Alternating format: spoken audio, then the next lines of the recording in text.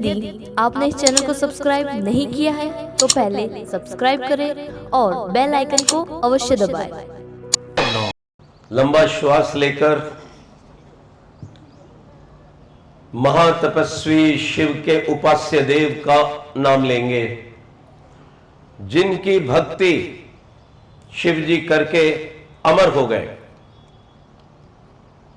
समाधिस्थ हो गए, राष्ट्र को समर्पित हो गए। उस ओंकार का उच्चारण करना है। और ये मेरे आगे आप ज्यादा ना खड़े रहेंगे तो अच्छा है। आप कुर्सी ले लो, वैसे आपकी ईश्वर कृपा से कद अच्छा है, लोग नहीं दिखते। कुर्सी लेके बैठो, हाँ सेट कर लो जो करना है पहले। और आपने ऐसे नहीं जाना मेरे आगे से, हाँ आप वहां बैठेंगे। हो गया सेट, बैठ जाओ। आइए आंखें बंद, कमर सीधे। शिव जी महाराज जिसकी उपासना करते थे वो भगवान आज भी हमारे पास है। ओंकार पिता परमात्मा हमारे अंग संग है। लंबा श्वास, कमर सीधे, दोनों आंखों के बीच में मन टिका कर एक बार उस भगवान को प्यार से पुकारें कि प्रभु हम आपकी गोद में आ रहे हैं, आपका आशीर्वाद बना रहे।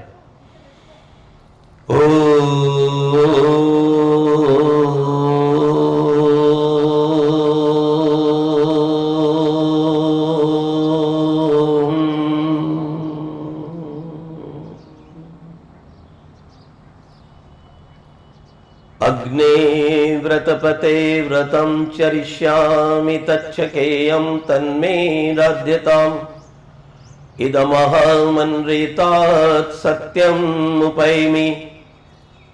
ओम शांति शांति शांति। उपस्थित पवित्र आत्माओं, परम पिता परमात्मा की अपार कृपा से आज हम महाशिवरात्रि पर्व मनाने के लिए उपस्थित हुए हैं।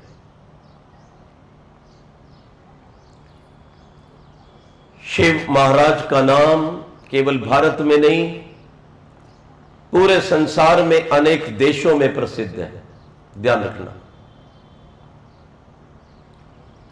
वो एक उच्च कोटि के तपस्वी थे। केवल तपस्वी नहीं थे, वो सम्राट भी थे।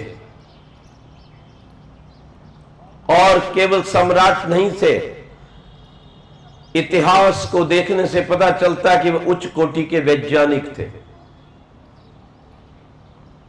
एक अच्छे राजा, याद रखिए, एक अच्छे पिता,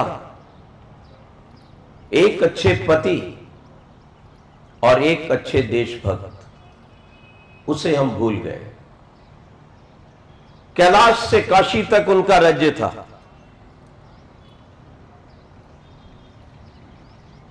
प्रतिदिन योगाभ्यास करते थे, यज्ञ करते थे, गायत्री का पाठ करते थे, स्वयं वेदों पर चलते थे, वेद मंत्र बोलते थे और वेद का ही प्रचार करते थे जनता में। उनका प्रिय मंत्र ओम नमः शंभवाय च मयो भवाय च, जो हम प्रतिदिन 2 बार बोलते हैं, वो था। वो इस मंत्र को बोलकर सर्वव्यापक निराकार परमात्मा को, जो सबका कल्याण करने वाले हैं, अपने वेद के ज्ञान द्वारा लोगों के हृदय में अपनी मानसिक प्रेरणा द्वारा, कर्म के फल द्वारा, ध्यान रखना, वो शिव जी महाराज इन नियमों का पालन करते हुए व्याख्यात थे, साधारण व्यक्ति नहीं थे। आज जब हम उनकी शिवरात्रि मनाते हैं तो मैं बहुत से भक्तों से पूछता हूं, आप शिवरात्रि क्यों मना रहे हैं? तो उत्तर मिलता है कि उनका विवाह हुआ था। तो मैं कहता हूं, विवाह तो ब्रह्मा जी का भी हुआ, विवाह तो मर्यादा पुरुषोत्तम श्री राम का हुआ, विवाह तो कृष्ण जी का भी हुआ, तो फिर केवल शिवजी के विवाह परिपर्व क्यों? तो उन्हें पता नहीं चलता। विवाह का जीवन कोई ऐसा पर्व नहीं है जो कि विश्व में विख्यात हो जाए कि इसका विवाह हुआ था, उस दिन को मनाओ। कोई बात और होनी चाहिए। खोज करने से पता चला जिस दिन विवाह की रात्रि थी उसी दिन दानवों ने वहां पर उनके राज्य पर आक्रमण कर दिया। और आप ये सब परिचित हैं, देव और दानव का युद्ध तो चलता ही रहा है धरती पर। जब देवता अधिक हो जाते हैं तब कहते हैं स्वर्ग सा वातावरण, और जब दानव अधिक हो जाए तब वही काल नरक सा बन जाता है। देवता ओम का ध्यान, यज्ञ का अनुष्ठान, गोभक्त संस्कारी संतान, राष्ट्रहित बलिदान करने वाले, अंडा मांस मछली दुराचार से दूर रहने वाले, नारी शक्ति का मान करने वाले, ये देवताओं के लक्षण। कुछ देने वाले जो अपना देकर के दूसरों का कल्याण करते हैं उनको देवता कहते हैं। जो अपना ध्यान ना रखते हुए भी पहले दूसरे का ध्यान देता है वो देवता है। और मनुष्य होता है कि चलो भाई अपना भी ध्यान रखो लेकिन दूसरे का भी हानि ना हो, दूसरे का भी लाभ हो, ये अंतर है। और देवता देता है। ध्यान रखिए, ये उनके अंदर गुण थे। विवाह के पश्चात उसी दिन उसी रात जब आक्रमण हो गया दानवों का, तो महातपस्वी शिव ने पार्वती जी से कहा कि ये एक ऐसा विचित्र समय आ गया है, इधर विवाह का आज की रात है हमारी सुहाग रात, और इधर राष्ट्र पर आक्रमण है, तो आपका क्या विचार है? पहले हमें किसका ध्यान देना चाहिए? तो पार्वती भी संस्कारी थी। उन्होंने कहा देवी, अगर राष्ट्र रहेगा तो हम रहेंगे, राष्ट्र रहेगा तो हमारा विवाह भी सुखपूर्वक चलेगा, राष्ट्र रहेगा तो हमारी संस्कारी संतानें भी आगे बढ़ सकेंगी। और मैं एक सम्राट हूं, राजा हूं, और मेरा यह परम धर्म है कि अपनी प्रजा का पुत्र के तुल्य पालन करना। याद रखो। तो इसलिए मैं चाहूंगा कि बाकी कार्य जो भी है शेष करेंगे, लेकिन पहले मुझे अपनी प्रजा की रक्षा करनी है और शत्रु का संहार करना है।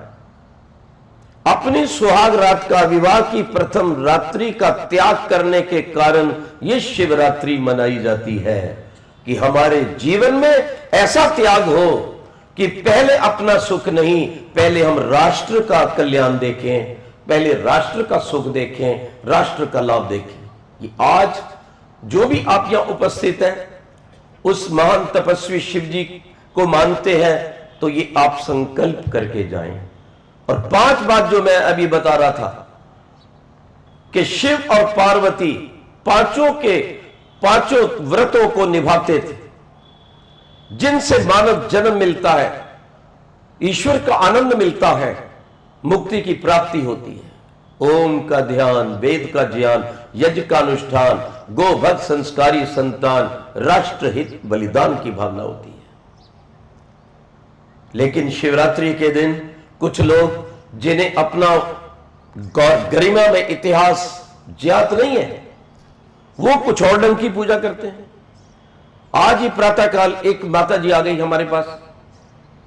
मैं गंगों के पास खड़ा था, हाथ में बर्तन लिए हुए, कहने लगी थोड़ा सा दूध दे दो। मैं कहा माता जी वो कैसे, क्या आप दूध प्रतिदिन लेती हैं? थोड़ा सा, यानी मैं समझा नहीं। नहीं, मैं थोड़ी पूजा करूंगी। मैंने कहा कैसी पूजा करोगी थोड़े से दूध पे? कहती मैं शिवलिंग पे डालूंगी।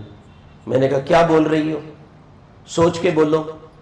हम शिव जी को मानते हैं, शिव जी हमारे इष्ट देव हैं। शिव जी का गुणगान महर्षि दयानंद ने किया है, उठाइए पूना प्रवचन देखिए। मैं कहा आप क्या बोल रही हो? अरे शिव की पूजा, शिव की आराधना, शिव की आज्ञा का पालन, उनके कार्यों को करना, अपने जीवन में धारण करना, यह शिव की भक्ति है। और आप किस चीज का नाम ले रही हो? अगर आपके बेटे ने पूछ लिया किस चीज की पूजा कर रही हो, तो उसका गर्दन नीचे हो गई, उसने बर्तन झोले में डाला और धीरे से चली गई। उसको समझ में आ गया कि जो कुछ मैं कर रही हूं मुझे करना चाहिए। आपका क्या विचार है, करना चाहिए ये काम? मैंने कहा कपड़े उतारोगी शिव के? क्या बोल रही हैं आप, क्या करने जा रही हैं? कोई गलत कर रहा है तो जरूरी नहीं है उसका आप अनुसरण करें। हमें अपने प्राचीन गरिमामय उस इतिहास को, संस्कृति को नहीं भूलना है। याद रखो, शिव जी वेदों को मानने वाले थे। वो ब्रह्मा की पीढ़ी से चल करके आते हैं, अग्निश्वात आदि के पश्चात। ये पूरा इतिहास है। अधिक जानना चाहो तो आपको भारतीय संस्कृति का प्राचीन इतिहास पढ़ना होगा। हमारे उच्च कोटि के विद्वान हुए, उन्होंने ये पुस्तकें लिखी, आप उसको पढ़ो। पंडित भगवत दत्त जी, रिसर्च स्कॉलर। तो शिव जी के विषय में मैं जो बात आपको कहने जा रहा हूं उसको ध्यान से आपको सुनना है, लेकिन और ढंग से प्रचलित है। एक हमारे पंडित जी थे करशन जी तिवारी, और उन्होंने भी शिवरात्रि का व्रत किया हुआ था। शिवरात्रि, और जब शिवरात्रि का व्रत उन्होंने किया तो हर पिता चाहता है धार्मिक कि मेरी संतान भी करे। उन्होंने अपने पुत्र को कहा, मूल शंकर को, कि आप भी व्रत करोगे। तो जब पिता ने पुत्र को कहा आप व्रत करोगे, तो एकदम माता बोली, कहने लगी ये नहीं